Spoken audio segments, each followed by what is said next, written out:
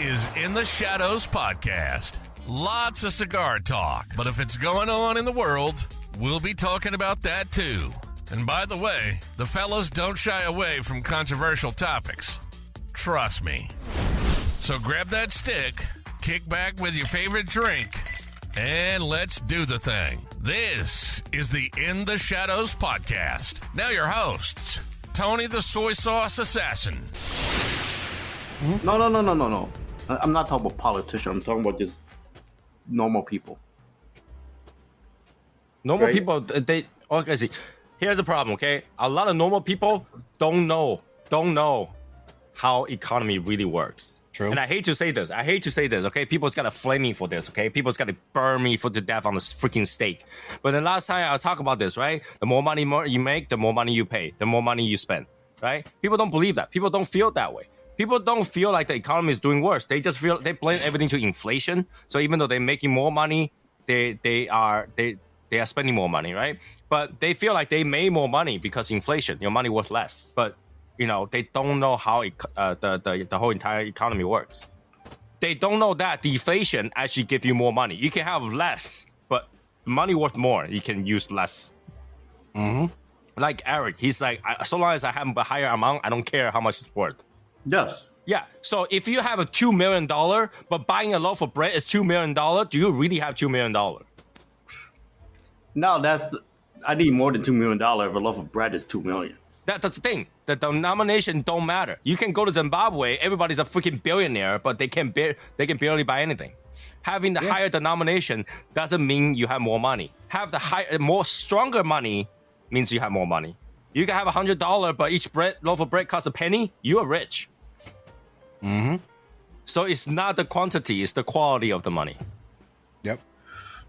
It's like that's when we go to like these third world countries or islands, whatever. Your money is strong, super strong there, because like I remember going to DR and then checking my balance, and I'm seeing like, it was like $782,000 in pesos. I'm like, fuck, I'm about to move here. So people was like, okay, since Biden's on, now my minimum wage is $24. Yeah, but before you are $24, the eggs is $1. Now it's 10. Good luck. You know what average people need to do? Tell the truth. Go to school and be cool. What? Don't do school, do drugs. No, go to school, learn how to make drugs. Yes, there you go. Go to chemistry class. Learn how to make a rock, boy. Yeah, go learn how to be Mr. White. Yeah, but people gotta look more around than your job to make money. Tell the truth. Mm-hmm. What's that again? People need to look more around. More than their daily 9 to 5. I disagree. You know what I mean? There's other way. I think like for me, I think it's like trying to find multiple sources that help you. No, I would say find something to put your money in. Like Investment? investments. Yeah. No, I disagree. I disagree. I agree on that because I will say never try to invest the money that you can lose. Never ever try to invest the money that you can lose. Tell the truth, right? Like to me, this is how I think about when I invest things. Go to Atlantic City and gamble all your money. Everything I read. What? No. What? Everything I read. But the way I invest my money is when I decide to put money somewhere, I look at it like because sometimes I spend money, I don't know where it go. Even though I lose it or gain from it, whatever it is, I don't know where it went. Like I don't know where my $500 goes sometimes. I'm like, where the fuck is $500? Where did it go? Didn't check your receipt. I said no to receipt. I say no to receipt every time. So, but you know what I'm saying? Like sometimes you spend money, you don't see it, right? And the way I would do it, I would take that money, I invest it, and I just have the same mindset as like, where the fuck did it go? Into years later, I gain or lose. If I lose, fine. If I gain, good. That's how I feel about it. Because at the end of the day, at least I still have a chance to get something out of it, unless I fucking go buy 10 bananas for $500, you know what I'm saying? And it's gone. I think people need to have priority, okay? So priority is, first of all, when you're young, be a go-getter. Take all the risk you can, right? But work like hell. work like hell. You got all the fit. You're fit. You're fine. You can do it. Okay. All you're losing is 1 or 2 nights drinking with your friend that you cannot afford. That's totally fine. Don't do it. All right. Just go out and work, and save up enough money where you can lose your job as a single person, not at your mom's house. You can lose your job for more than 6 months and still live okay. That's how much money you need to have in your bank minimum. That's your bottom line. That should be zero.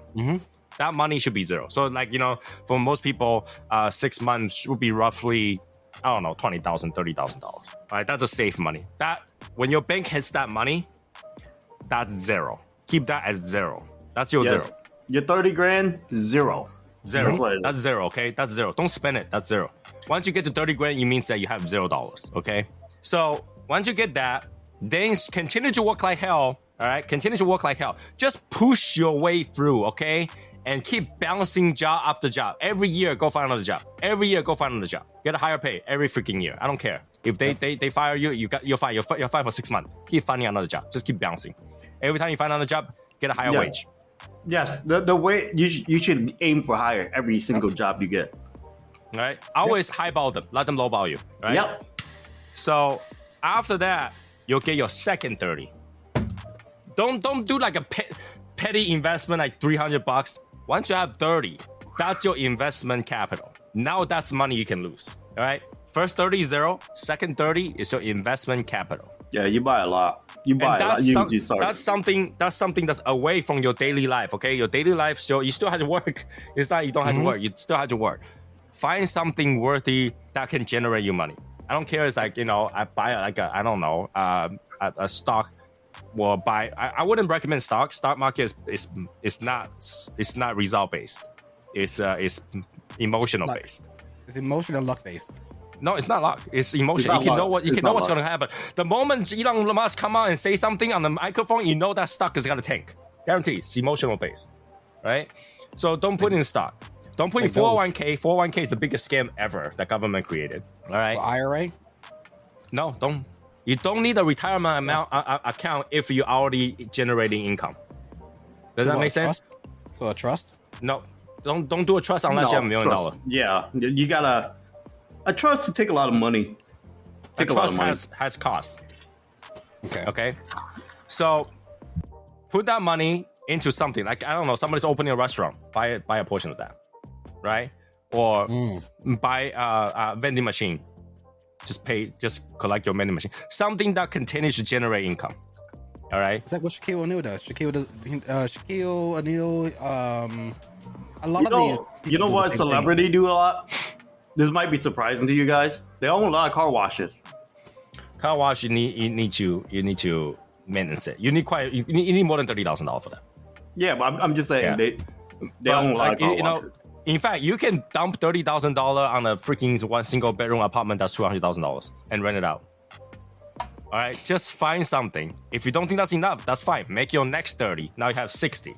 Go do it. Like a buddy of mine, his family owns 7 laundromats. Don't be like Korean. No. Honestly, they're. I think they're Costa Rican. Okay. Don't be like me and Tony, dropping a cigar. No, I already passed that stage. All right, I've been there, done that already. I already passed that stage, man.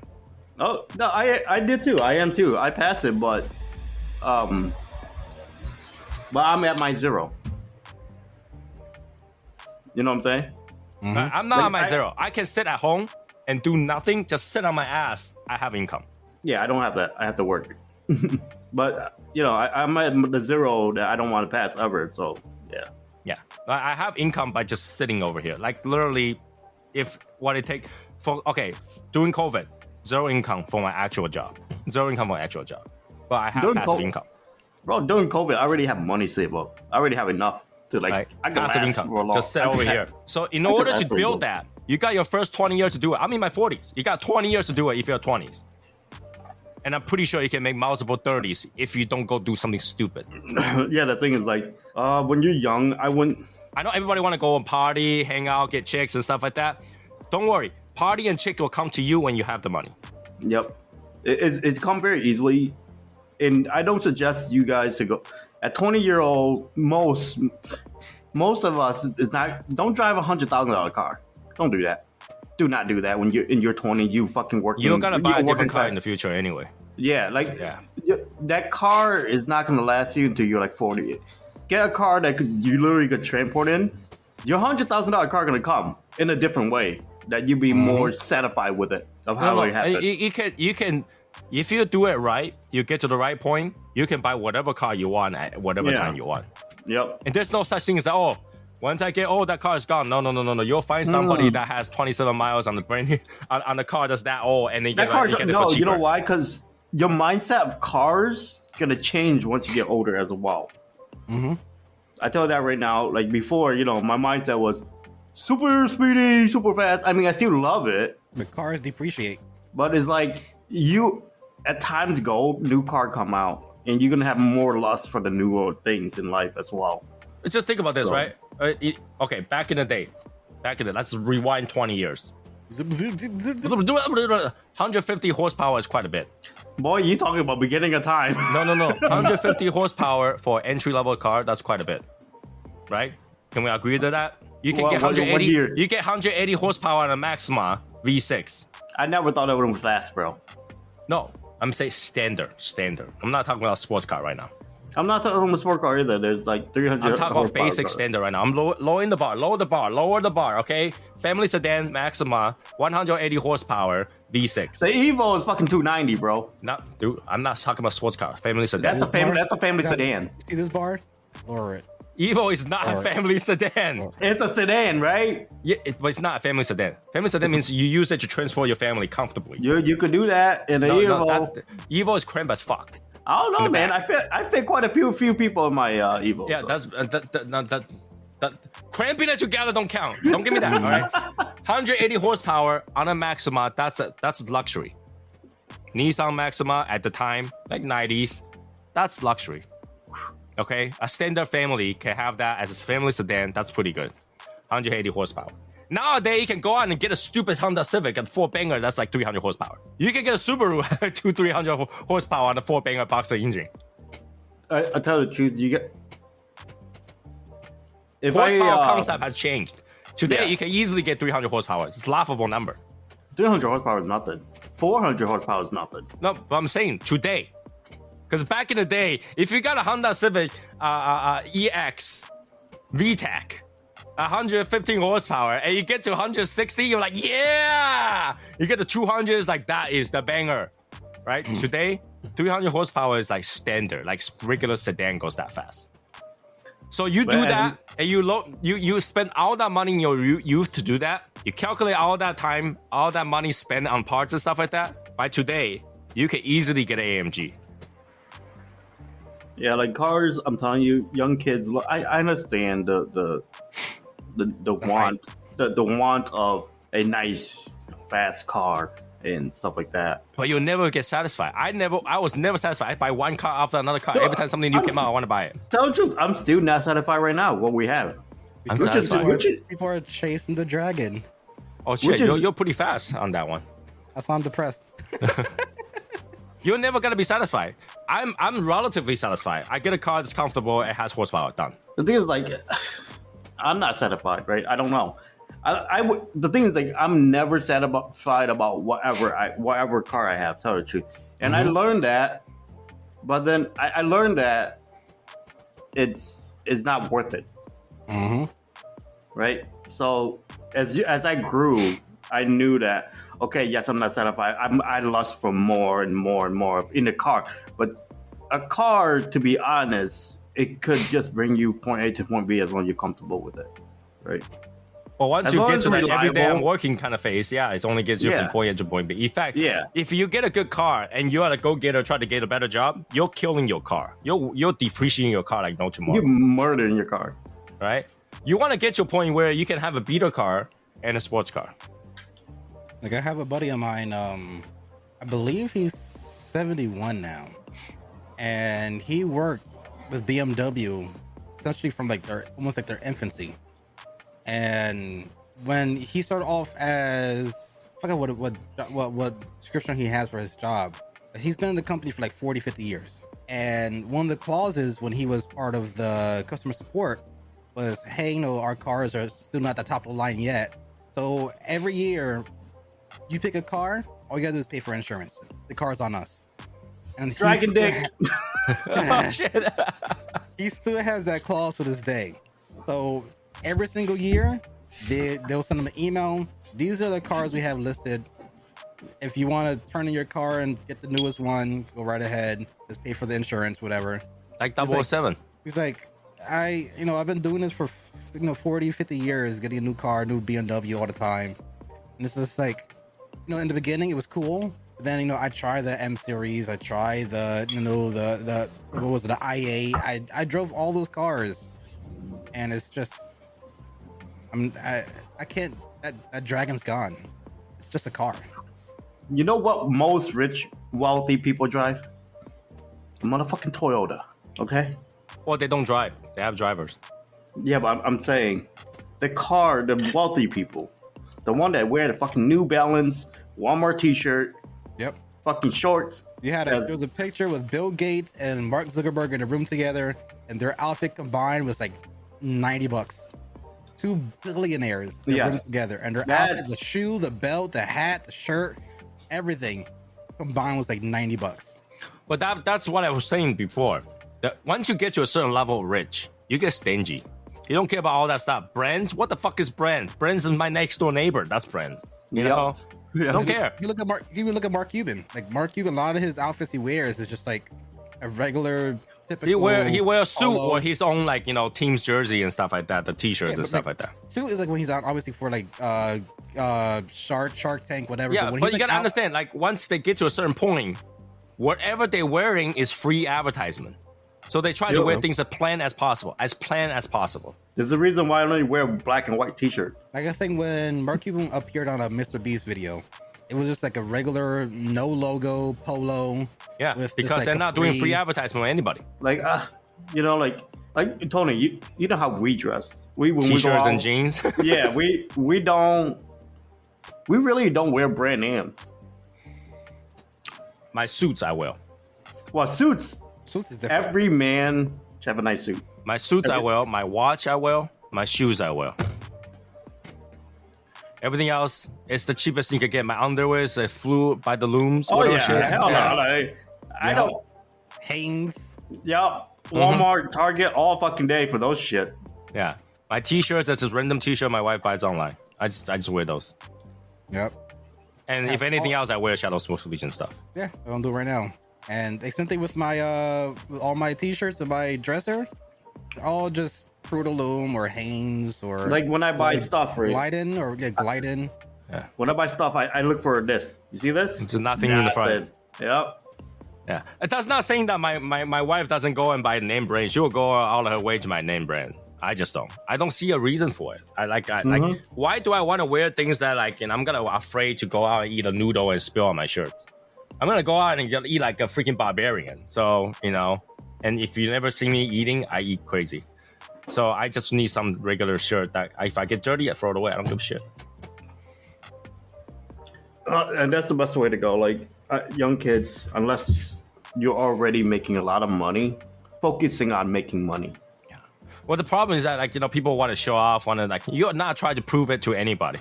Those people that you try to prove to today as youth means nothing. Yeah, when 10, 20 years later, the people that you show off to is your boss.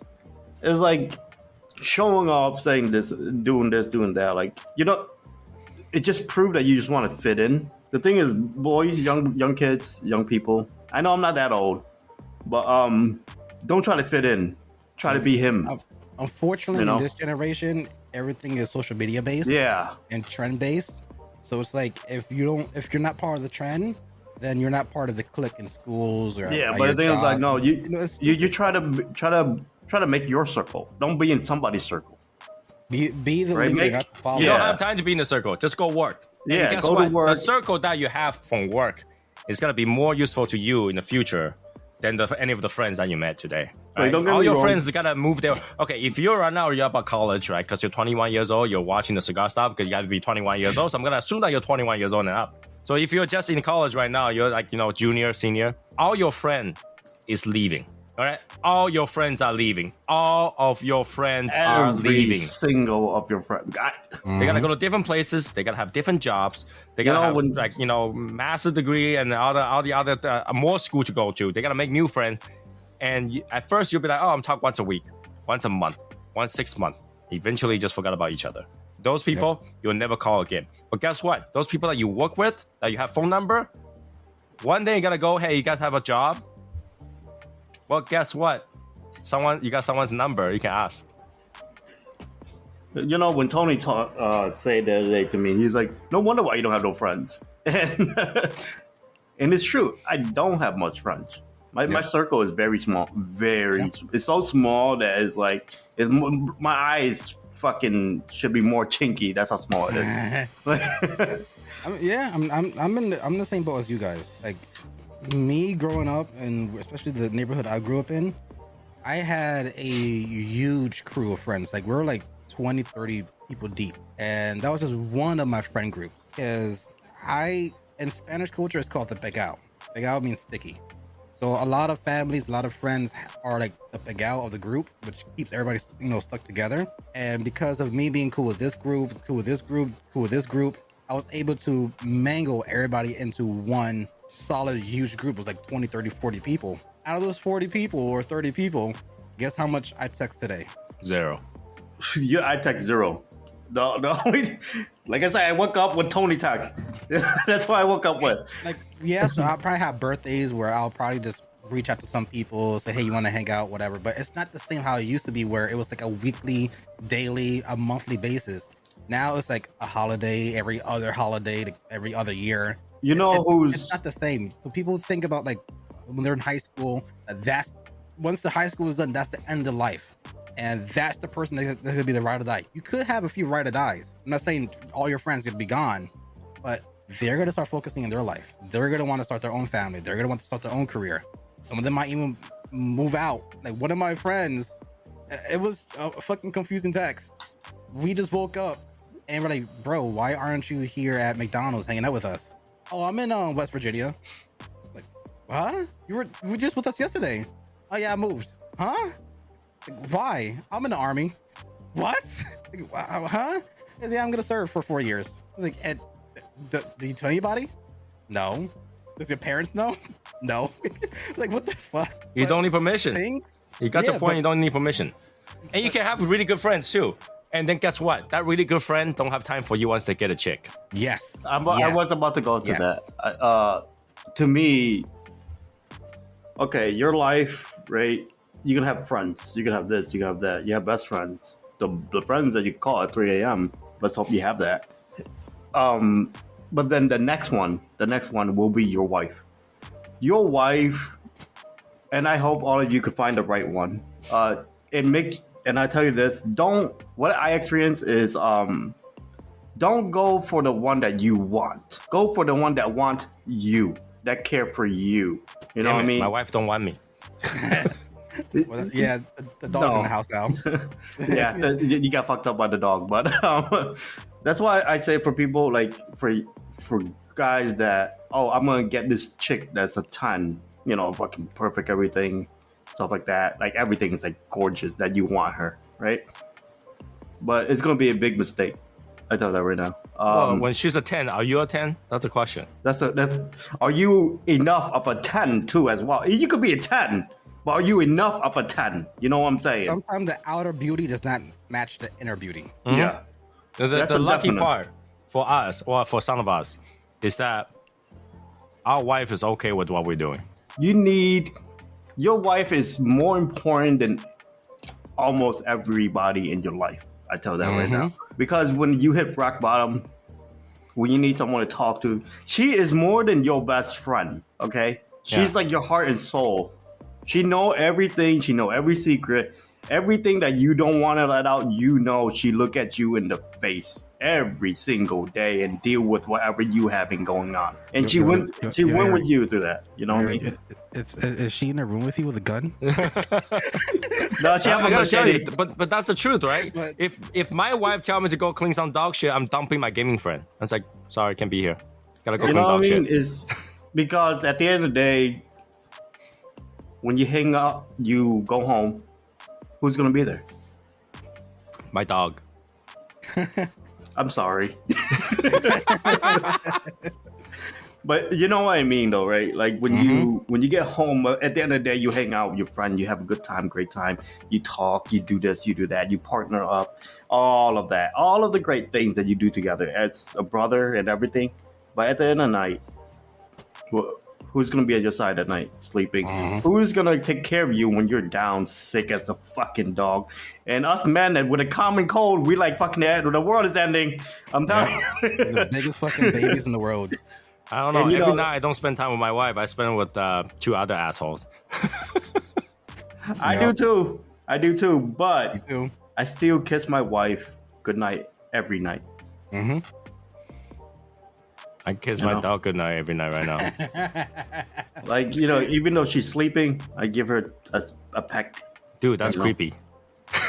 You just watch her. But the thing is, like, when I don't do it, she woke up the next morning. She's like, "Where the fuck is my peck for last night?" So I packed you just don't remember. You know.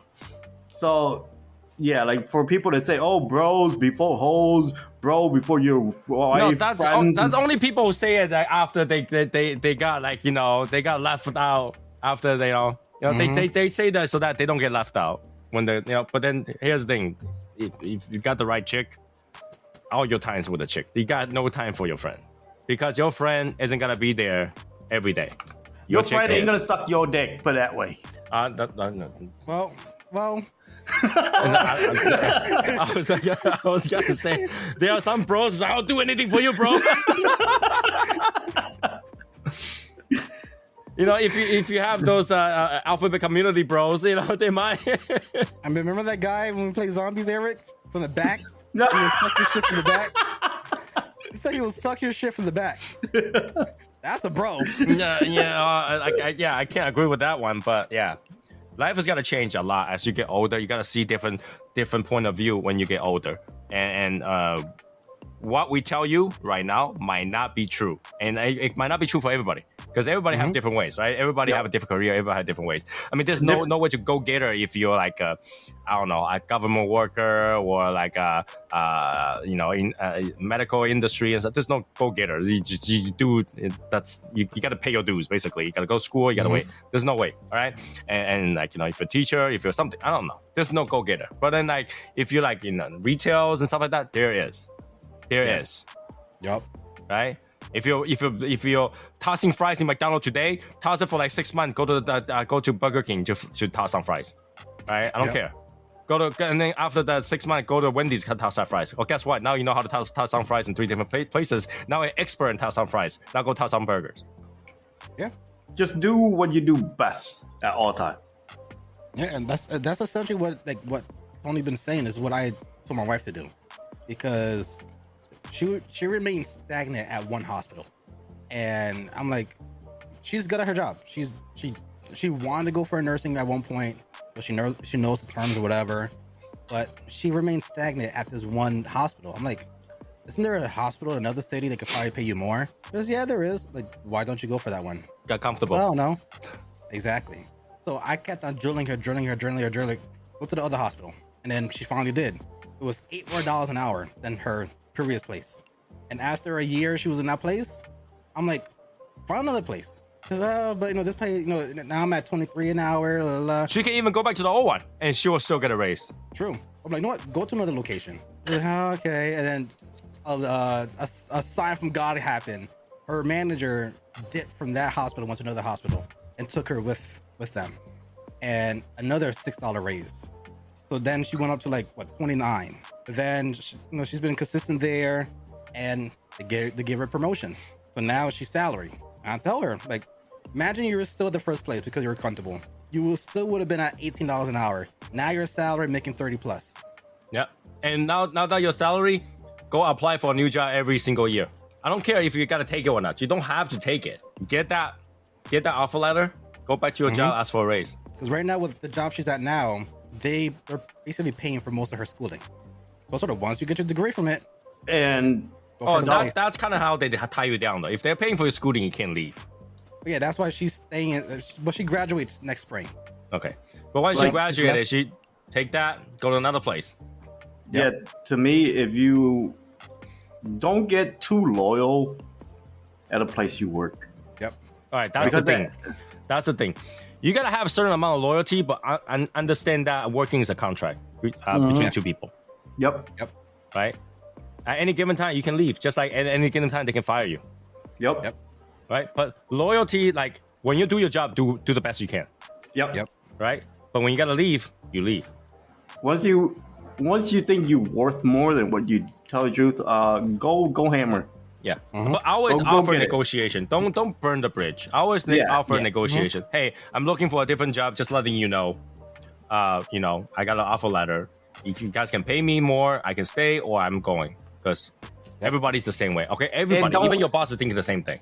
Like when you get fired, don't feel like they owe you something, bro. They don't owe you nothing. You don't owe them nothing. They don't owe you nothing. Yep.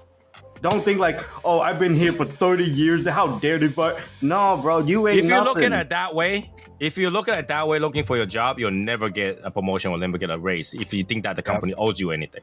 Yeah, Yep. they don't owe you nothing. They could fire you in a heartbeat, man. They could demote you in a heartbeat, man. You can vent about it, but it's also your fault to not look for a reason for them to give you a raise. Yep. Like, you know what I mean? Like, I've seen people literally get too loyal to a company, and then they stay there for 30 years for garbage money, and then they regret it when they like get let go. Well, that's why you gotta have that zero. If you have that zero, you don't give a shit. I mean, Have that zero. I could tell tales all day about it because the longest job I had was Walmart, and that was a true eye awakener for me about loyalty because there is no loyalty. I moved up the ranks real fast, and at the time, 20 years old, being the manager, well, the second youngest being 26, so it's like, okay, I'm doing good. What I used to do was when I was a cashier, I would kind of dress more uppity, like button ups, whatever. I will look like a manager. And I'll act like a manager, I'll talk like a manager. And within 6-7 months, boom, they promoted me to customer service. And customer service, again, I'll act like a manager, but not actually have the options to. But again, I will act the part I wanted to get. Then a little bit, 6 months later, I became a manager. Like, all right, what's the next tier above the management position I'm at? Oh, it's called support. All right, let me start acting like a support. Let me go talk with the support to see what they do, how I can help their job, just find little clues of what they could do. And I was on that journey, but because I wasn't loyal to one boss, she found a way to get me fired. Even though all the other bosses like, well, we need you. You're very helpful for the company. You're very a great employee, but And you guys allowed her to, and because he did that, and because Rick did that, look where he is now. He can't work for anybody anymore. I work for myself now, but and don't forget that the people that you work for somebody. Yeah. The CEO is not going to remember who you are. Yeah. Your boss is only going to remember that you're good at your job, and I don't want to promote you because I lose a good worker. Yep. Right. And that was the reason why. Because if I were to become a support, I would have left the front end. And I was always the desirable manager to go to for any issues because I learned everything in the system, the gray areas. I was making customers satisfied. Apparently, one of the big dogs of Walmart came by, either the CEO or somebody in that branch. I took care of him. And he's like, well, he's a star employee. I think because of that kind of feedback, it's like, yeah, we need him to stay there. So when they heard that I was most likely might be moved out from the front, like, let's get him written up. If he gets a write-up, he can't get promoted. Yep. They'll have to find whatever way to convince you to stay where you are. That's why there's no loyalty. Yeah. Do the best job you have with some sort of loyalty, right? But once you gotta go, you gotta watch it for yourself because everybody in your job is looking for out there for themselves. Yep. Nobody's looking out for you, man. Nobody looking out for you. You think people looking out for you? Hell no. Oh yeah, you can have a bro that's working with you that you think that's looking out for you until his job is on the plate. Yep. When his job is on the plate, there's no friendship. There's no friendship. What are you talking about? Like, that's why I don't, at my workplace, I don't talk to anybody. I don't become friends because at the end of the day, we all there to make money, right? We all there to, nobody care about each other like that. Like, tell the truth. Like, you think you're. This is why I never work with Tony. Like, my job, I'm very cutthroat with my job, as Tony know already, and Rick know. Like, if you don't give me what I want, I would leave. I would leave immediately. Like, immediately. I don't fucking talk. Like, once you fuck with my contract, it's over. Tony knows. Because I text him that day. Some guy fucked with my contract for only $5 or $10 or $100. It was $100. I left. Fuck that shit. Because it's not the fact that $100 will hurt me. It's just the fact that you looking down on me. Don't play me. Don't play with my contract. That, they broke the trust on that spot. Right? A contract is trust. It's trust because is it legal? Is it that legally binding for such a small amount? No, it's not. Right? But it's a trust. I trust that you will follow that, and we have paper to say that you will follow that. But if you got to break that trust, I don't trust you. I don't want to work for you. Yep. If you really trust somebody, you don't need paperwork. But if you got the paperwork, you gotta earn that trust. You gotta earn trust, right? So, yeah, I left that day. I went and guess what I went to do? I went and smoke cigars, hang out with my girl, do this, do that. Fuck that. It's not because the $100 gonna kill me. It's just that don't play with whatever we have an agreement on, you know. But again, you can do that when you have that $0. Have that $0, you can call your shot. You can call your shot. Well, you don't think you can find a job in 6 months? If you can't find a job in 6 months, the problem is you. Oh, it's definitely you. Yep. Tell the truth. I know it sounds crazy for me to say this, but you can't find a job in a month. You fucked somewhere. You fucked up somewhere. Oh, that depends on industry. Some industry is oversaturated, so it's harder to find a job. Especially if you try to find an entry-level job. Everybody who graduates is looking for an entry-level job. $30,000 job. Those are hard. Okay, I get it. But once you have 1 year experience, it shouldn't. You're not looking for entry-level again, right? When you apply a job, don't apply for what you're doing right now. Apply on something because either way, you got to get trained. They had to train you even if you're an expert at it. Yep. Like you're the master of something. They're still going to train you. Yeah, right? Like, you can be the head chef. You go to another restaurant, they have to train you how to use their facility. Yeah. Either way, you got to be trained. Okay? You have to train you with the new recipe that they're using, all of that. You know what I mean? So don't freaking find a job that you need. Find a job that you want, okay? So, like, if you flip burgers, all right? Next job you should get kitchen manager. I don't care. If they don't give you that, they say, oh, we have something like a sous chef, then take it. Right? Go high. Don't go like where you are at right now. You're not gonna get better. Yeah, every job you should step up. Yeah, because if you're good at it, you're overqualified.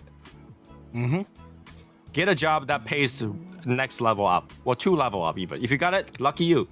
And don't think that like when you go to job interview, don't think that they don't like the cockiness. They want confidence.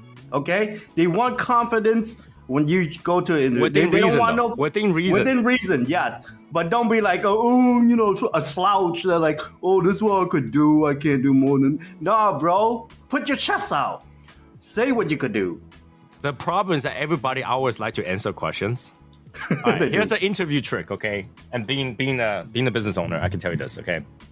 When you go in there, don't answer their question with just an answer. Answer their question with what you got to offer, okay? For example... if this is like give me an example of you doing work in your previous job that you find there was a problem and you had to solve the problem, and you give them the answers. Oh yeah, I saw this thing happened, this and that happened, this and that happened, and I solved the problem. Don't end it there, and says, and if I have the opportunity to work for this company, I think I can apply that to this company and better because I have done it before. Don't end just go, oh, this is the answer. Tell them what you got to offer to the company. Don't just tell them the answer. Oh, tell me what's your strength. Tell me what's your weakness. Oh, my weakness is that, I have none. Don't ever say I'm not. Everyone has weakness. All right? My weakness is that, I tend to have a little problem with handling certain scenario that I have not handled before. But if I work for this company right now, not only that, I will learn that and I'll be able to apply better because I know that's my weakness. Don't just end up, that's my weakness. I know that's my weakness, and I can do better on that one right now, immediately. And this is why I'm looking for this job, because I know I can do better right now. When I make call for my job, they ask me usually, what can you do? I was like, I could do everything, plus the cash register, plus the manager, plus dealing with people. that have emotional damage when they come down and just sit down and cry. I could do that. I could handle a lady that have a baby next to her crying. I could handle that. I could handle a fucking pregnant lady that's about to puke in front of your table. I could handle that. I could handle everything that you toss at me plus more if you want me to. Like, that's why I tell them. Right? You gotta give them more than the answer. If you just give them the answer, you're no better than everybody who come to the interview. Everybody comes to the interview has an answer and they practice. Because everybody that go there, oh, I could do everything. What is everything? Right? Don't give them a universal answer. Don't give them like an online answer. Don't give them an answer that they heard before. Give them an answer that they have not heard. Right? Because at some point, that scenario does come up, right? And not only that, if you give them an answer that they never heard before, they gotta remember you. They will remember you. Yeah. And be confident. Don't feel like you need them. They also need you. They're hiring, right? They need somebody. Yep. Always have confidence. And when people say, "Oh, confidence could go overhand," I was like, I would never think that, because I'd rather hire, if I have two guys or two ladies or a lady and a guy next to each other interviewing, I want the confident guy. I don't want the person that's gonna kind of wieldy, I could do it. Yeah. I mean, it's something. I went through some stuff, and I kind of handled it. And always open every ask with negotiable. Yup. You don't agree to what they do, you highball, they lowball. That's what they do. Like for example, it's like, okay, we're looking for someone that works for this hour to this hour. Are you able to do that? I could work this hour to this hour plus more. No, I could work this and that, but the rest is negotiable. And if you offer this opportunity to me, it's negotiable. Everything's negotiable, right? Talk to me about it. See if I have time. I will. Negotiable. I won't say no to it. It's possibility. Got to be flexible, but yet stand your ground. Leave yourself some, So when you get hired, it says, hey, you say you can work this time. It's like, I didn't say that. I said it's negotiable. Mm-hmm. Offer me something that makes me want to go. And don't feel like when you get a job, don't feel like when they ask you to work the hours, but you already put in 80 hours. They want you to work 90 hours. You don't have to. Don't feel like, oh, I have to go do it. Okay. Yeah. Don't feel like I said, nobody owe you anything, man. Just put it that way. Mm-hmm. If you're mentally you don't stressed, owe them either. You don't owe them. They don't it's owe mutual. you. It's mutual. So take that as advice. But obviously, it doesn't work for every job out there. Mm-hmm. There are some jobs they don't give a shit about you, really. Like for example, if you're working for a construction company, you can come in today and they'll fire you tomorrow. I don't give a fuck. Yep. Oh yeah, they don't give a fuck. Right. And you see, like if you work for Elon for 13, 14, 30 years, he's still gonna fire your ass. They'll fire because you know online. why? He'll fire you online. You know why? Because you go take a vacation and he realized that, oh, we could do the same shit. Yeah. We could do the same shit while you're gone. Yeah. We got coverage. When you're not here, I don't need you. Like, nothing went down. Yep.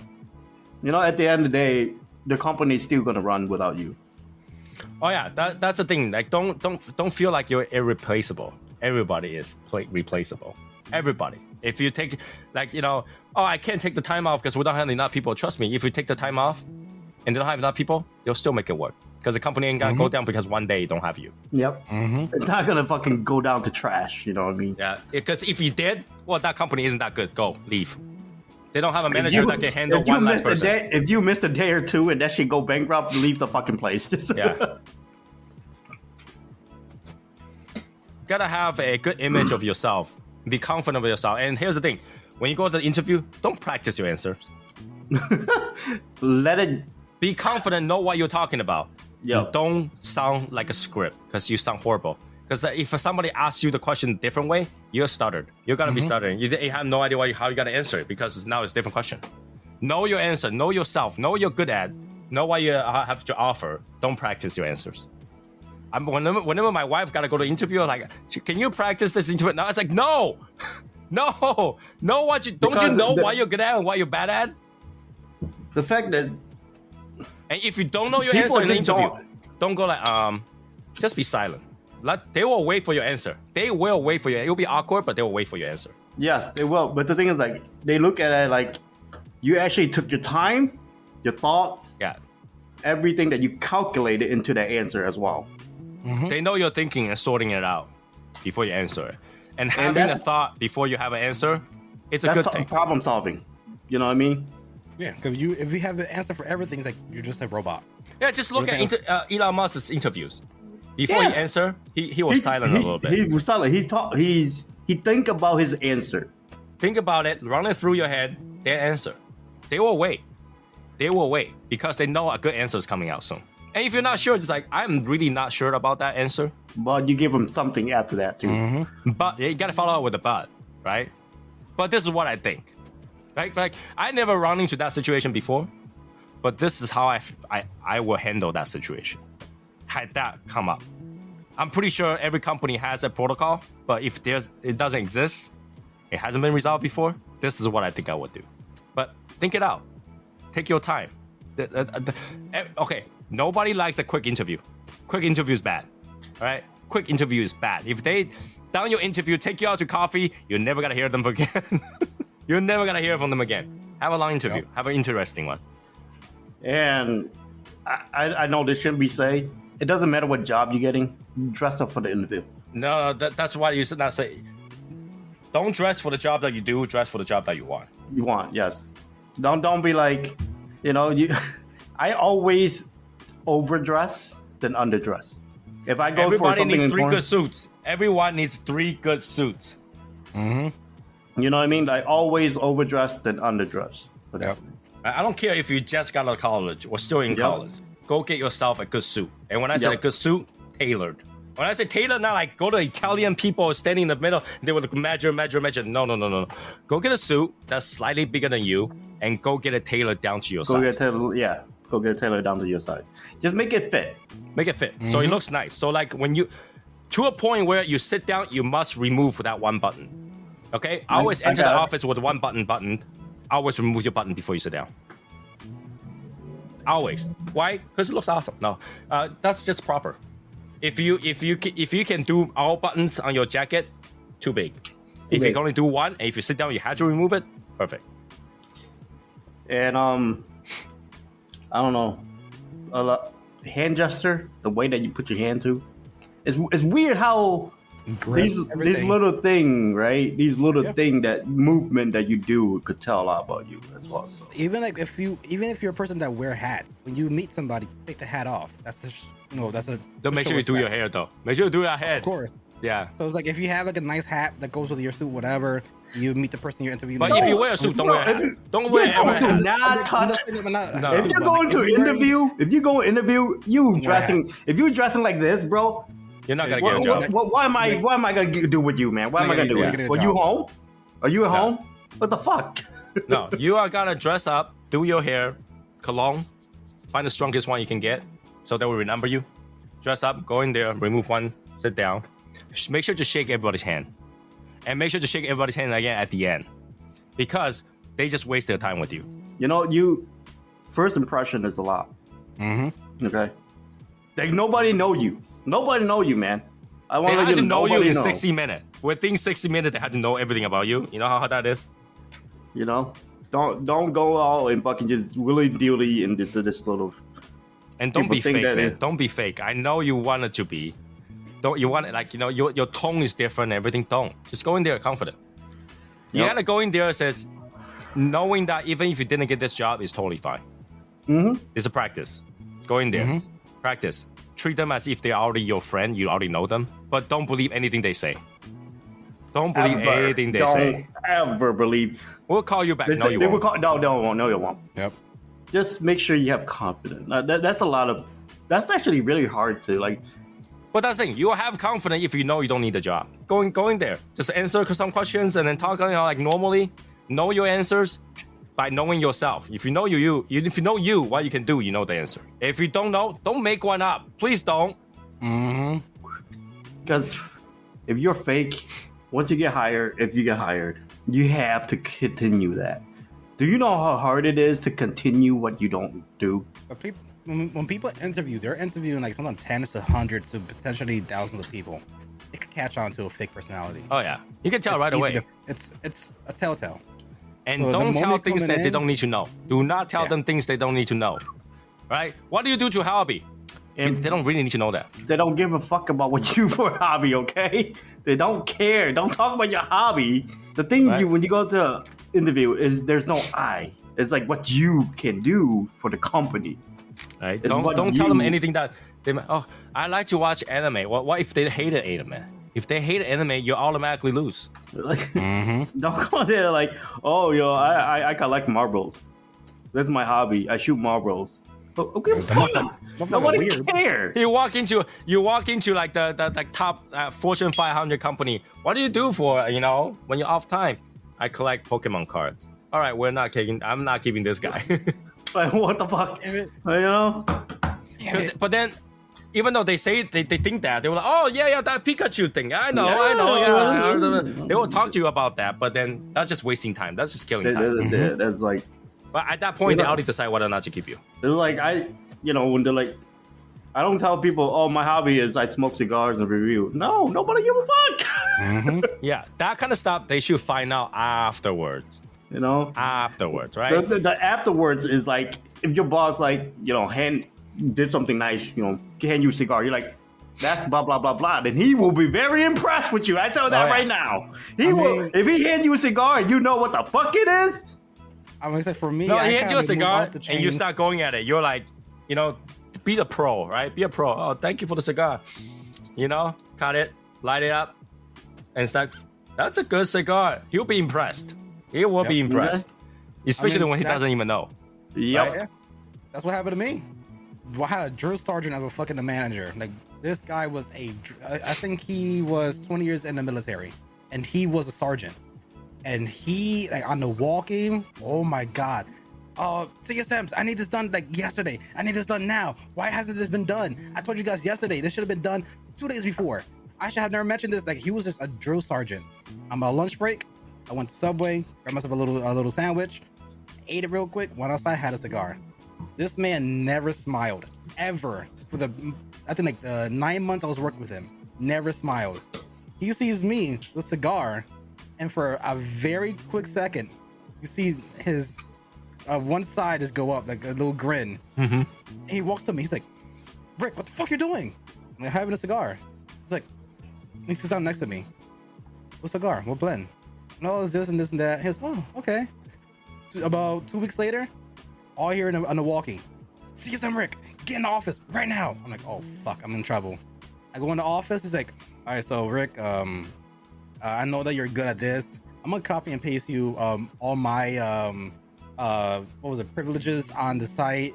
I'm gonna help you become an ASM. I'm gonna help you do this. I'm gonna help you make schedules. So whenever I'm out, you do it. Also, don't worry about me calling you to do cards and whatever. Just chill. I mean, if you want to go cards, smoke a cigar. I'll turn a blind eye, or I'll keep the store managers inside. But you could chill. I'll bother you less.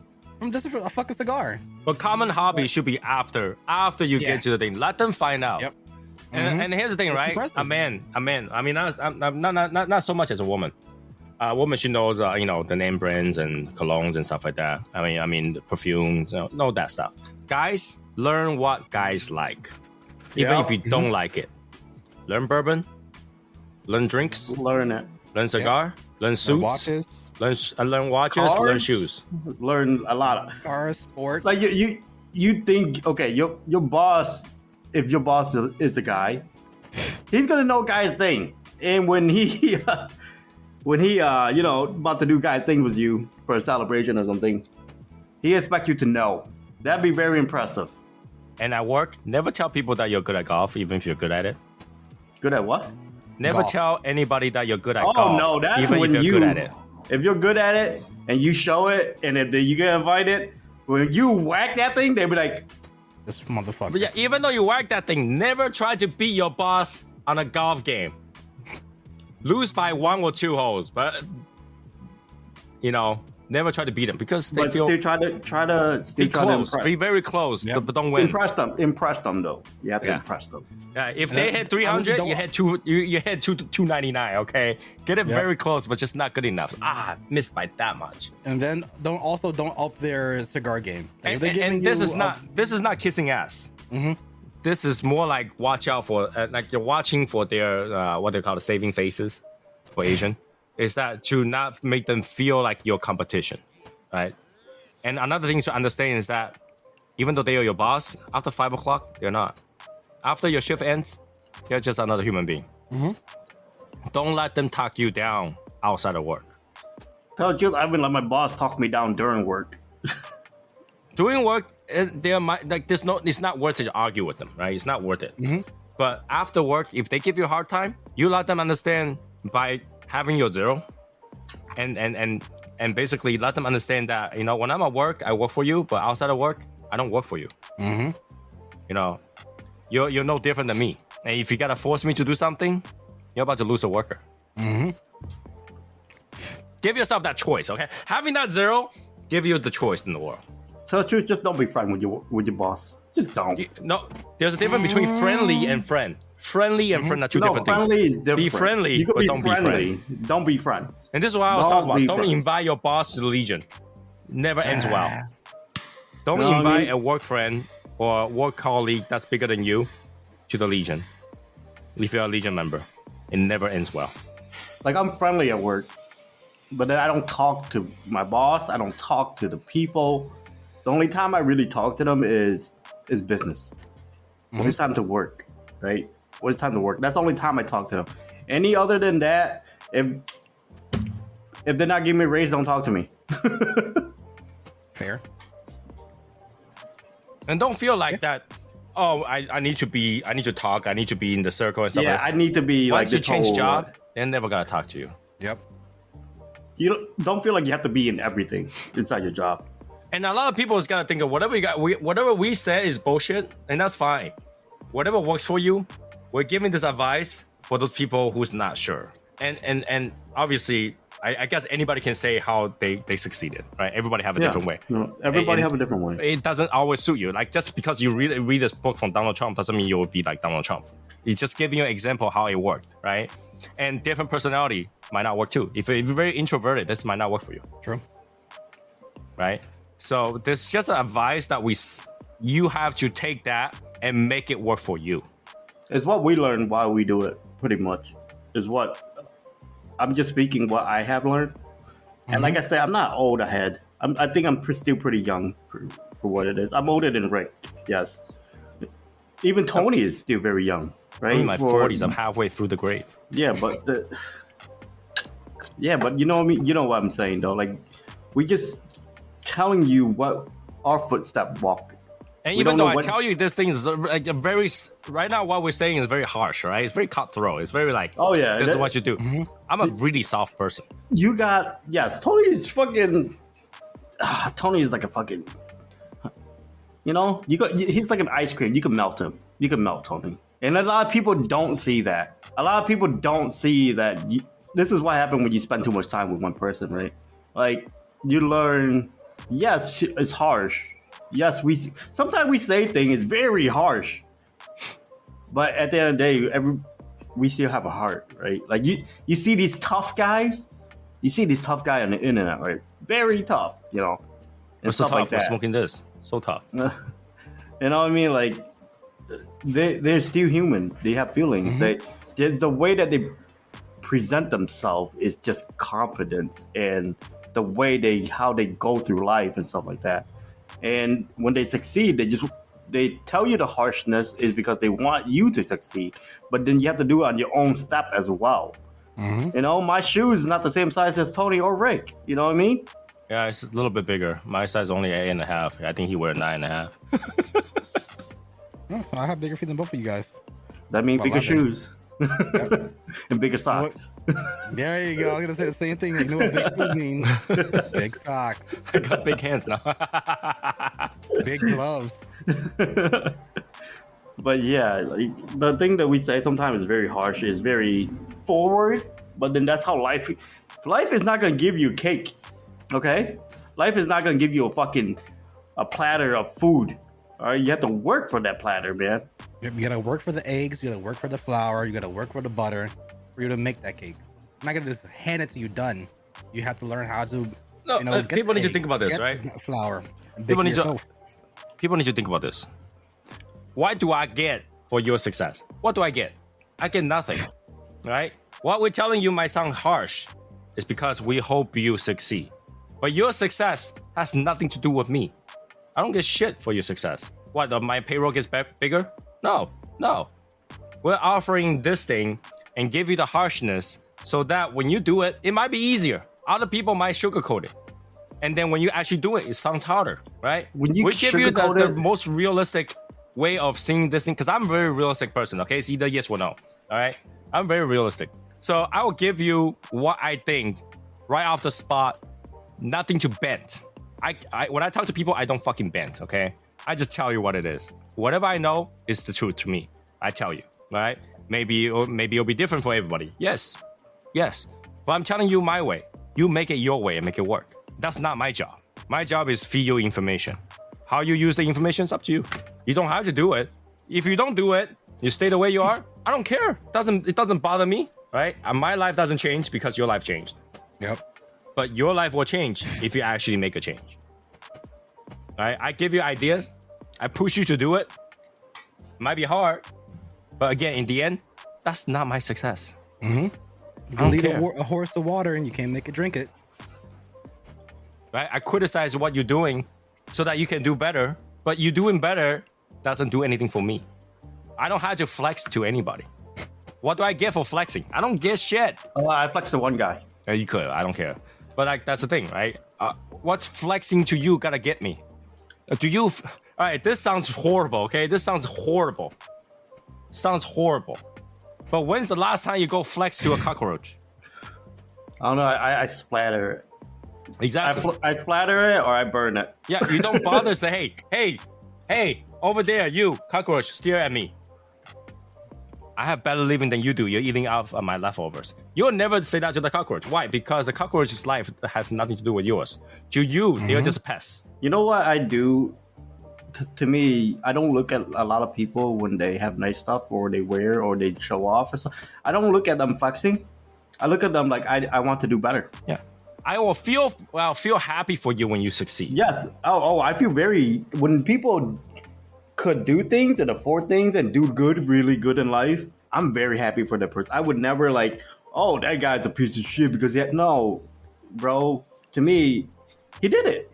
He made it. Give him a clap. Give him a hand. And it doesn't take a lot for me to feel happy for someone. Like Eric can come back tomorrow and says, I make $1 more today. I'll be happy with that. So I just got $1 raise. Oh, good job, man. Nice. It's not a lot, but you did something. Something changed. Like, I'm very happy for successful people. I would never look at them as a flex or anything. I look at them like, great, you doing well. Now I need to figure out how to do well. Right? But like, there's a difference between share your success versus shove it to my face too. Don't try to do that because it's like, wait, are we playing flexing here? You know, if that's the case, I got more. I got more where it's getting from. But if you just say, yo, I'm super happy today, man. I just got a raise. I'm like, yeah, good for you, man. That sounds good. Have a cigar. Let's celebrate. Yeah, like I swear to God, Rick one day, like I make $300,000. I was like, yo, fuck yes, baby, let's go. Yeah, let's go celebrate. Yeah, like fuck yeah, bro, fuck. Time to get your dick circumcised finally. You know. You got full of surgery now. But if you shove it to somebody's face, it's different, right? Yep. There's a difference between shove it to somebody's face and not. I never try to compete my income with anybody else. The thing is, I can't. Can Right? what? Compete my income. You technically could. You can go to any McDonald's and start competing. Yeah, That's fucked up. exactly. That's exactly the problem. It's fucked up. You know, you don't do that. You don't. No. But I'm saying that you could. I'm just saying that's wrong, right? So I don't do it. But if you shove it to my face, how much income you have? Let's go. Yep. Yeah. Because I don't really ask how much people make, and you can kind of tell how much money they make by what they do and stuff like that, right? I don't have to ask. I rarely even ask people what people do. Like if you don't tell me what your job is, I probably don't know, because I don't think that matters at all from people to people. From people to what I do doesn't matter to you. What you do don't matter to me, but who you are does matter. And to this day, I consider Tony like a dear brother of mine. And I don't even know what exactly his job description fully. And I've been part of the Legion for 3 years now? Almost, about 3, close to 4 years. I have a good grudge of what Tony does. But then we talk my about brain it is though. I wanna know what he does know. At the end of the day, he's spending time That's with me. just, like, I don't really. Time with him. We're having a good time. Days when when he has his free time, days I have my free time, we game, we talk, we smoke, we do stuff. The days we went to Miami, that's the only thing that really mattered. Who cares what his job is? If it's higher than me, lower than me. I don't tell people what I do unless it's asked. I really don't. I don't tell people what I do, not even into detail, even if I'm asked. Literally, someone is like, "Can you explain what you do?" Then I'll kind of explain it. It's not really needed. I don't really tell people what I do. What is that gonna do? What is that gonna do? When people ask me, I have one answer. No attack. Let's go. Yep, that's all I do. I finger all the girls. Yep. Yep. So yeah, I don't share that kind of stuff because guess what? There's always got to be somebody out there that has a better job than you. that's the thing. There's gonna be a fucking mountain that you can't even fucking climb, boy. I tell you that right now. Like, you think you're doing well, boy? Well, look at it this way. Elon Musk, rich as fuck. Guess what? He still had to call Trump Mr. President. Yep. And he could trump president. I tell you that. He could trump the president.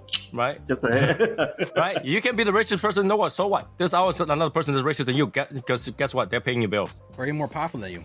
Right? He's the richest person in the world, but you could say you're Burger King. You're Burger King. Oh yeah, you're Burger King, right? I sell ketchup. Guess what? I'm gonna buy you now. Yep. Exactly. Think about that, right? I sell ketchup. I'm gonna buy Burger King now. Some fucked up shit. Right? There's always gonna be someone that makes more money than you. There's gonna be someone that does things better than you. There's always somebody. Yep. Don't try to compete that. You're not gonna win. You're never gonna win. You might win this one. You're not gonna win more. I tell you that. You're gonna lose more than you win. I tell you that right now too. Yeah. Like I can't even compete with a Yazer, man. Jeez. You know, there's people that in my kind of industry that make way more than me, and I never try to compete with them ever. Celebrity nail tech. You know what I mean? Celebrity nail. Get the fuck out of here. you know, Eric, that would be a good idea, man. Just put a camera right next to you. Just live stream you do nail. That's no retarded. Sound. Just live stream you do nail, man. The fuck? That's awesome. I think people watch it. No, really, I think people watch it. Yeah, they do. They do, but I don't want to do it. So don't even have to say the word. Just have a live stream that. That's it. Don't even read the comments. Just do it. Yeah, I mean, I told you that one dude that he 3D printing company. He didn't make a lot of money, bro. But he just I'm already booked to the fucking brim every fucking day. I don't care. You charge more. You think I'm gonna sit there? I'm gonna set it up and fucking no, bitch. I have to move around and shit, bro. Fuck out of here. Just like I'm only gotta be at this table and this table only. Just plugged in. This table only. I'm a celebrity. Get me out of here. Going back to what I was saying, the guy who does the 3D printing. He said, "Oh, this thing is gonna take 17 hours to print." He will stream that whole 17 hours. He's not even in frame. He's just showing what's getting printed, and he just leaves his phone there for 17 hours. And each stream, he makes like what 10, 15,000 per stream for doing his job for printing. By the way, I want to take a week off, man. I want to take a couple weeks off. I want to do my Gundams. Fair. I'm so busy right now. Eric's fault though. Yep. Why? Because every time I have an idea, you'd be like, yeah, let's do it. And then we just end up path of no return. Chasing the dragon, let's do it. Look at what we're doing right now. But this is okay. This is when you know you have a ride or die. When you ask, yes. When you tell them, no, yes. You know, that's when you have a ride or die. You have friends. Even though, like I say, we are very far apart, right? You know what I mean? We're not even living close to each other. It's not that and far. I could text Rick at 3 a.m. Hey, what you doing? Tony, sometime. There's not one time you text me I didn't answer, okay? But you know what I mean? When you find that friend, that true friend, I'm not talking about your bullshit that you call best friend, that you think he's gonna be your fucking best man and shit like that, and after the best man shit, he just disappeared. Okay? Yep. I'm not talking about that. There's a deep relationship between the three of us, I would say, and yeah, like if you have a friend that like, oh, I need to bury your body, he's like, so we taking the fucking Mercedes or the Mercedes, you know? You know, that's what you want. And that's Rick's what like, you want. I have no car, so it's gotta be either one. It's gotta be either one. It's gonna be either one. It's fine. Gonna go I pick can him borrow up. I can borrow one of my 35 uncle's car. I But think yeah, for that's what what we're you- doing, you might want to borrow. But yeah, for what we're doing, I mean, for what we, as a friend, that we do, you know, you bring up ideas. We talk about ideas. Mhm. You know, there's some idea we scrap. There's some idea we just laugh. But then at the end of the day, if we stick with the idea that we want to do, we stick with it. And there shall be no, if you, as a friend, as a great friend, right? In the middle of the contract, you shouldn't cancel, right? If you're gonna cancel, you gotta have good reason, right? Yeah, really good reason. And the thing is, once you can't, when you have a great friend, this is where me and Tony get my love a lot, is throughout this is the ITS project, right? Throughout the ITS project, me and Tony talk back and forth. And there was a point that I backed out. Not gonna lie, I backed out. And Tony this is what great friend do. He give you options. He give you option, but he could also risk his time and money and everything to bring you back in, right?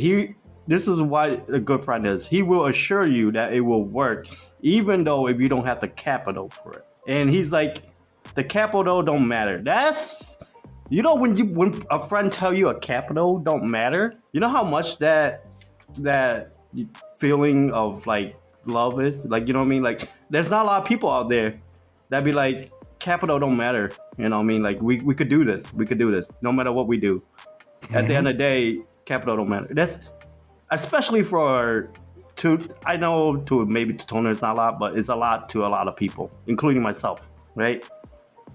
And like I said, when Tony told me that, he assured me that everything will work out and it will go through without me putting up my capital or my part, and he still let me have a part of it. This is crazy, right? Like, to think about it. Somebody, you go on a project, got a plan, shit got in the way, you got cold feet because you have different plans, but then your friend wouldn't let you go. That's a true friend. Mm-hmm. You fail or succeed at the same time. You know what I mean? And it's hard to find a brother like that, a friend.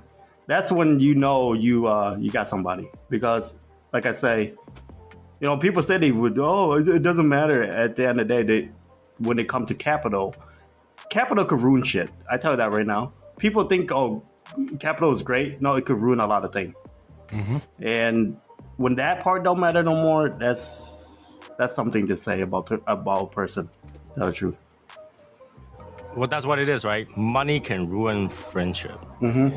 Money can ruin friendship. And if I get somebody to do something with me, the last thing I want to ask them for is money. Really the last thing, because I don't want them to get into a point of no return, right? So if I have an idea and I want to do something with somebody, I'm willing to take on the risk because it was our idea. And I understand when people have life, right? And they have things to go through. And I know that if that was me, I put myself in their situation. Like, yeah, I'll feel that way too. All right, I know your situation right now. Why don't you back up right now? I'll take care of it first. When I have it, and then when I put everything together, it's set. Hey, Ariel, we got it good to go. What do you think? Then don't worry about the money right now. I'll take care of it. If you can, you can. If you cannot, I understand. You know. The thing is the communication too. You know, Mm-hmm. I told Tony my situation and everything, like the thing I want to do and stuff like that. So if you don't talk, you don't. At no point I was not supporting it. I was supporting it. That's He cool. supported what my plan was the whole time. He's like, yeah, you should do that. No, he didn't be like, no, bro, you should put that aside and do this. No, he supported my plan of what I wanted to do. You know, and that's really something to say. To tell the truth, you know. Fuck you, Tony. Nah. I'm gonna be on top. No. But yeah, that's communication, friendship. It takes time to build, but sometimes it kick off hard. Mm-hmm. but then it could fall off really fast. Yeah. But I Okay. always tend to like whatever we're doing. I always put I'll take care of all the other things that I can first. For example, like this podcast costs a lot of money initially, few grand. But I put it up first so that everybody can give it a try, see if it's for you. All right, right away I buy the board, I buy this, and subscribe to that. Then yeah, get it done. Oh, you didn't have to do all that, but like you have simple setup like me, be fine. But I want to make sure my setup is covered. It's not gonna be a question at all. By the way, you guys taste a little bit more coffee or chocolate in this cigar? I taste nothing. Right now my palate is so dead. I get super dead. So, I get a little bit of like a coffee-y chocolateness in the woodiness. Yeah. I put my cigar down for a little bit. You know what? Starting to feel a little bit of it. I just have spice sensation everywhere. Mine start to crack like everywhere. Yeah, me too. It happens. So honestly, I think this is done already. So I think this is done, but I'm gonna give it a little bit more. I think I'm done for now. I'll probably finish it a little bit later on, but what the fuck? Where you at? He's faster than us. He did a lot quicker. See? Oh, so no, we're about the same. I got here before Yeah. We're We're a little bit more than the rest of you. I just need a couple minutes. It's getting to you. Yeah. It's getting to me too. It's a lot. Tell It's a lot. the truth. It was getting to me in the beginning, but once we get talking and stuff like that. Yeah. Once you start have a topic to talk about, it become muscle memory.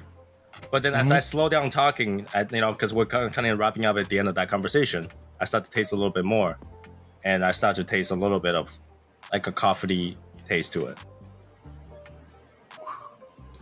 No, I just have a lot of just spice. It's a lot of. I don't even get pepper.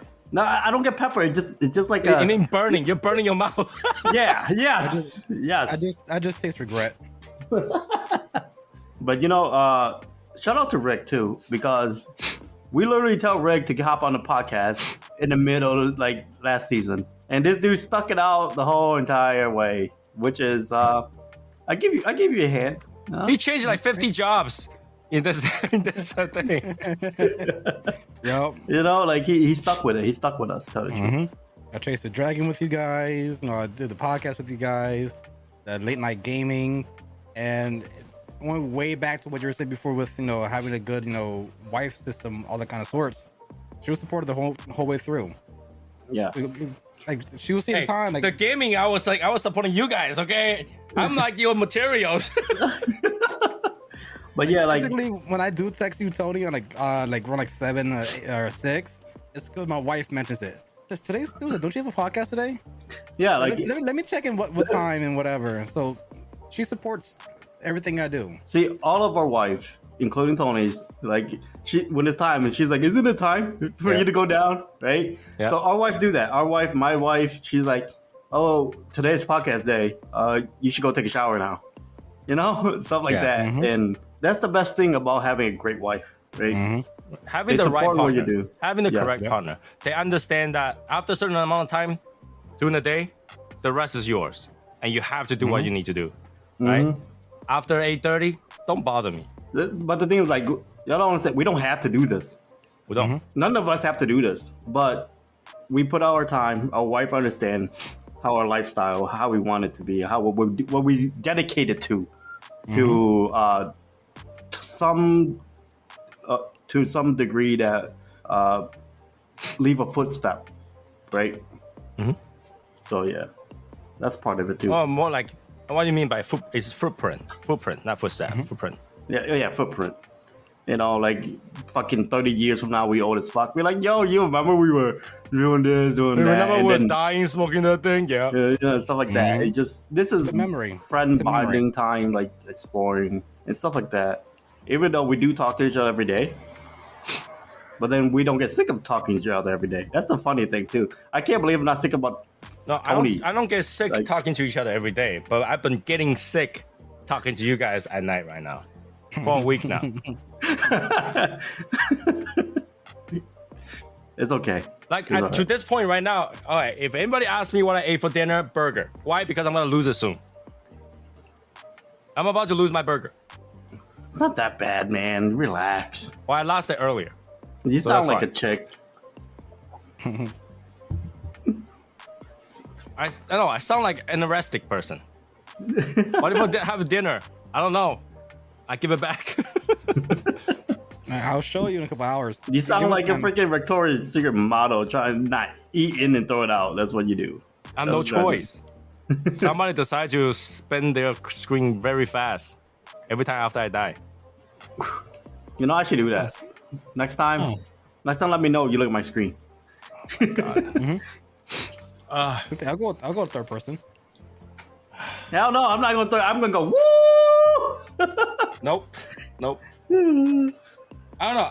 Okay. I consider this done. Okay, I consider Yeah, this done. it's done. Mine is done. Yeah. I consider this done. There's no, I'm not doing. All right, give us final thought. Everybody, give us a final thought. Not just not just your rating. What you think about the cigar? Miserable. I say, It's not a bad cigar. yeah, to me, if smaller ring gauge, it have a good amount of flavor in the beginning. It start dying off in the middle of the cigar. Woodsy sweetness, a little dank in there, but the cigar gauge is so big, you get a lot of hot air as well. So you pretty much hotboxing the cigar when you take like 10, try to like get some kind of smoke, right? But in the beginning, it's pretty pleasant, but you don't get a mouthful. When you get a mouthful, it's hot smoke with flavor, and you don't enjoy the hot smoke. So, yeah. And I would give it a no-go. No go. It's trash. Yeah. Yeah. Okay. Rick. But like for me, you get that floral, that berry, the sweetness. Towards the end, now when you mentioned the chocolate or coffee, I see it.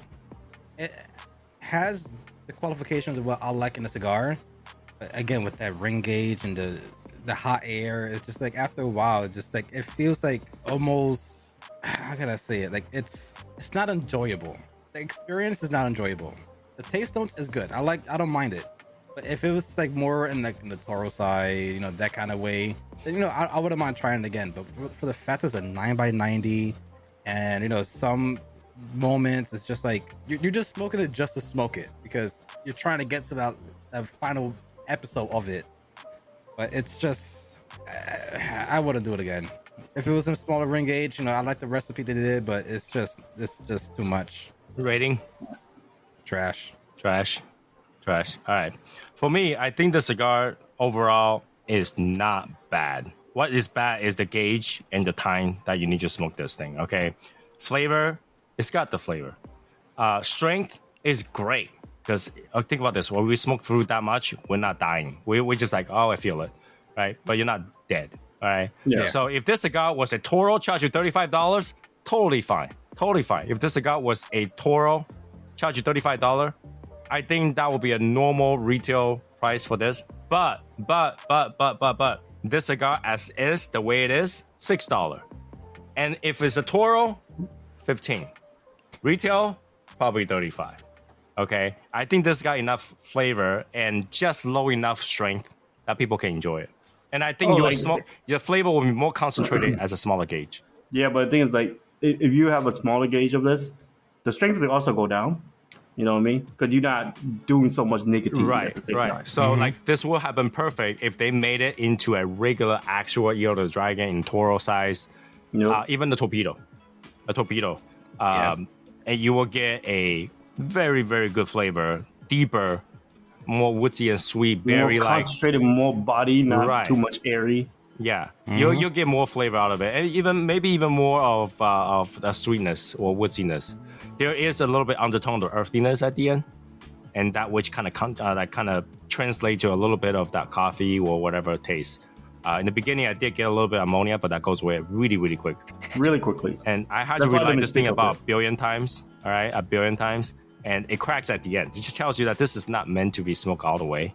Because it's just it doesn't sustain. You're just holding on to it. You try to get a puff, you squeeze it at the end so that you can get more of that surface area to get the smoke through.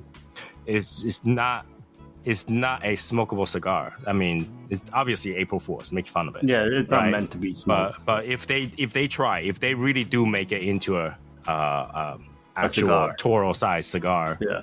I think it could be good. And like I say, if they make it into a Toro cigar, put in a nice box instead of the tubo, $35, I can see it that they retail for that. But hey, not too bad. We finished about 2 hours, 30 minutes. Yeah. Well, Yep. if you go all the way to not being, it'll probably 3 hours. But It'll be 3 hours. Yeah. Yeah. yeah, but I think that this cigar has a potential to be a good cigar. However, they decided to do it this way, which kind of ruins it a little bit. Yep. It's a good gag cigar because you can see your friend suffer but not die. But I Imagine- really hope that they make this cigar into an actual smokeless cigar. That will happen really good. They're I never think gonna that do would it. be a good cigar. They're Good never gonna- Honduras I- Puro. I And there's don't think not a they're lot of ever them gonna out do there. it. There's not a lot of good Honduras Puro out there. And I think this one does a good job. I see a potential to be a good you cigar see the as a Toro. potential. Right? So, absolute trash, man. After all that. Well, because the way it is. Right? Now my ashtray is like freaking quarter full. Yeah. I have a pretty big ashtray, and yeah. It's a quarter full. That's a lot of ash. And the ash came out good. They're pretty nice chunk. and white. Yeah, Until they're like chunk. last year, it started turning yellow a little bit. But the first 2/3, they nice ash. Really Yeah. nice ash. It looks like like I said, looks like concrete drywall calcium or something. Right? And then I'm impressed. And for the first 2/3, it's very smokable cigar. Last Yeah, year, I you don't really mind do it. feel it. You will feel like you feel heavy. You just start to feel Yeah. heavy. You Your feel brain it, starts to yeah. get a little bit foggy, but not to a point where like I'm dizzy, I'm gonna die. It's like it's coming, and you're like I'm gonna stop now. Yep. Right? So I think it's just too bad. It's just too bad because they can really make a good competitor for Year of the Dragon if they tried it. If True. they do that. Oh man, if they do it the normal way, Yeah, this could be a good competitor. it could be nice. It could be a nice Year of the Dragon. Yeah. Right? That's too bad. That's too bad. But yeah, nice. Good job, guys. You survived. You survived. Yep. I know a lot of people say, hey, you didn't really finish. Yeah, if we want to smoke another half an hour, we could. I don't think it's going to kill us. It get to a point where it's annoying. Yeah, But- it's not gonna. Yeah. Yeah, 9 by 90, we pretty much smoked 3 or 4 cigars. Yeah. Right? So it is what it is. I And don't I like think to we'll have a think good about it that conversation, way. and it's a good place to end. Most likely, this is going to be like a split to 2 episodes because it's very long. Right? Yeah. So, yeah. And yeah, unfortunately, it's trash again. Yeah, we always it's got to be trash, man. It's not. Mhm. I don't care which one you pick. I don't know why you guys watching. Everything will be trash. Right? I can't help it. I mean, we try to get out the cigars, but so far everything's trash. There's got to be more trash cigars than good cigars. Even though the word's trash, it just means it's not good enough. It really just Yeah. means it's not good enough. Not like not like. I'm pretty sure a lot of people bought the cigar. I'm pretty sure a lot of people bought this. Yeah, A lot of people, man. they definitely sell out on this cigar. They definitely did. There's no way. It's just too bad. You can smoke that, you taste it, you're like, this could have been a really good normal cigar, man. Why do you ruin this? Why do you waste tobacco like that? Because they have them. Yeah, well, they make the money out of it. Mm-hmm. They $40 definitely make the something money out of it. Yeah, $40 something dollars. definitely, yeah. Yeah, they definitely made the money for it. So, yeah. Well, it is what it is, and that will be it for this particular episode. I hope everybody enjoy watching us suffer, even though it might not sound like it. But the moment that you start to hear us talking about a topic, we're already suffering at that point. Yeah. If we don't talk Yeah. about something, it'll be a very sad episode. We Yeah, went yeah. through depression, excitement. We went through our emotion just to smoke the cigar. So We did. We speak of everything actually. Pretty Yeah. much. We cover a lot. 5 stages of grief. acknowledgement is number 1. And that's when you smoke a big cigar, grab a couple friends. Yeah, I mean it's sad to smoke a big cigar on your own. It really is. It's sad to smoke a bad cigar on your own. Yeah. Yeah, True. every That's cigar. why when you by yourself, grab something you like. Yeah, grab something you like, drink something you like, make sure to have a lot of sugar or whatever, and enjoy your time. But having another friend, talk about some stuff, even the dumbest shit. It can come up with some ideas sometimes too. It might be a good idea. Yeah, so, sometimes just random ideas and you talk about it. Yeah. Yeah. Yeah, like I say, have that camera right next to your nail salon. It's not too bad. Bro, I ain't doing that. All right. So yeah, that's it for the episode. Peace. You've been listening to the In the Shadows podcast.